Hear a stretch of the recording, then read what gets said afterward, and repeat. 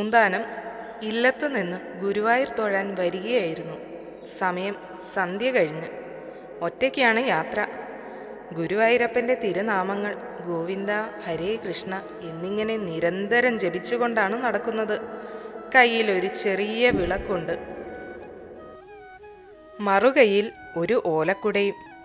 വാകച്ചാർത്ത് കണ്ടു തൊഴാൻ ഗുരുവായൂരെത്തണം. ഇനിയും ഏറെ ദൂരം നടക്കാനുണ്ട്. പൂന്താനം നടത്തത്തിൻ്റെ വേഗത കൂട്ടിക്കൊണ്ടേയിരുന്നു. പാതിരാവോടടുത്തു സമയം. പൂന്താനം അപ്പോഴും നടന്നുകൊണ്ടേയിരിക്കുകയാണ്. പെട്ടെന്ന് എവിടെ നിന്നോ കൊള്ളക്കാർ വന്നെത്തി പൂന്താനത്തെ വളഞ്ഞു. ഒരാൾ അദ്ദേഹത്തിൻ്റെ വിളക്ക് തട്ടിയെടുത്തു. മറ്റൊരാൾ ഓലക്കുടയും കൈക്കലാക്കുകയും ചെയ്തു.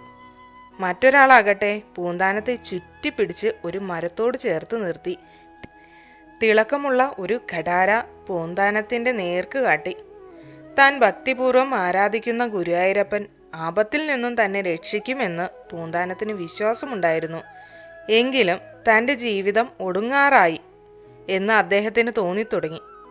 നാമജപത്തിൻ്റെ രീതി മാറി മാറി വന്നുകൊണ്ടേയിരുന്നു. മനസ്സിൽ ഉറപ്പോടെ ഗുരുവായൂരപ്പനെ ഉച്ചത്തിൽ വിളിക്കാൻ തുടങ്ങി. കൊള്ളക്കാരിൽ ഒരുവൻ പരിഹാസഭാവത്തിൽ എന്തോ എന്ന് വിളികേട്ടു.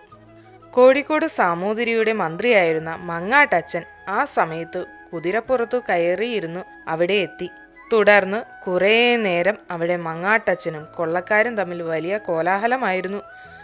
ആക്രമവും പ്രത്യാക്രമവും മുറയ്ക്ക് നടന്നുകൊണ്ടേയിരുന്നു. പൂന്താനം എല്ലാം കണ്ടുകൊണ്ട് മരപ്പാവയെ പോലെ സ്തംഭിച്ചു നിന്നു. ഗുരുവായൂരപ്പനെ തന്നെ നിരന്തരം വിളിച്ചുകൊണ്ട് അന്തം വിട്ട് നിന്ന പൂന്താനത്തെ ഒടുവിൽ മങ്ങാട്ടച്ചൻ തട്ടി വിളിച്ചു. പൂന്താനം ഗുരുവായൂർക്ക് പോവുകയാണെന്നറിഞ്ഞപ്പോൾ തനിക്ക് അങ്ങോട്ട് വരാൻ താല്പര്യമുണ്ടെന്നും രാജ്യകാര്യങ്ങളുടെ ചുമലതയുള്ളതിനാൽ ഉടനെ യാത്ര തിരിക്കാൻ നിവൃത്തിയില്ലെന്നും മങ്ങാട്ടച്ചൻ അറിയിച്ചു. കുറേ ദൂരം പൂന്താനത്തിനൊപ്പം നടന്നതിന് ശേഷം മങ്ങാട്ടച്ചൻ വിട പറയാനൊരുങ്ങി. പൂന്താനം പറഞ്ഞു, ഈ സമയത്ത് വന്ന് എൻ്റെ ജീവൻ രക്ഷിച്ചതിന് അങ്ങേക്ക് ഗുരുവായൂരപ്പൻ്റെ അനുഗ്രഹം ഉണ്ടാകും, തീർച്ച. പ്രത്യുപകാരം ചെയ്യാൻ എനിക്ക് കഴിവില്ല. ജീവൻ രക്ഷിച്ചല്ലോ. എൻ്റെ സന്തോഷസൂചകമായി ഈ മോതിരം അങ്ങ് സദയം സ്വീകരിക്കണം. പൂന്താനം തൻ്റെ വിരലിൽ കിടന്ന മോതിരം ഊരിയെടുത്ത് മങ്ങാട്ടച്ചന് നേരെ നീട്ടി. അത് സ്വീകരിക്കാൻ അദ്ദേഹം തയ്യാറാവുകയും ചെയ്തില്ല. തൻ്റെ കർത്തവ്യം നിർവഹിച്ചതിന് സമ്മാനമൊന്നും വേണ്ട എന്ന് മങ്ങാട്ടച്ചൻ തീർത്തു പറഞ്ഞു. ഒടുവിൽ സ്നേഹം നിറഞ്ഞ ആ നിർബന്ധത്തിന് മുന്നിൽ മങ്ങാട്ടച്ചന് വഴങ്ങിക്കൊടുക്കേണ്ടി വന്നു. പൂന്താനത്തിൻ്റെ അനുമതിയോടെ തന്നെ അദ്ദേഹം കുതിരപ്പുറത്ത് കയറി യാത്രയായി. വെളുപ്പാങ്കാലത്ത് തന്നെ പൂന്താനം ഗുരുവായൂരെത്തി. കുളി കഴിഞ്ഞ് വന്നു. അദ്ദേഹം നിർമാല്യം തൊഴാൻ കാത്തുനിന്ന ഭക്തജനങ്ങൾക്കിടയിൽ നിന്നു. മണിയൊച്ച മുഴങ്ങി. അമ്പലത്തിൻ്റെ നട തുറക്കുകയും ചെയ്തു. ചന്ദനച്ചാർത്ത് അണിഞ്ഞു നിൽക്കുന്ന ബാലഗോപാലൻ്റെ രൂപം കാണാറായി. രത്നകിരീടം ചാർത്തിയ ശിരസ്, മന്ദഹാസം പൊഴിക്കുന്ന മുഖം, മാറിൽ വനമാല, കയ്യിലൊരു പൊന്നോടക്കുഴൽ.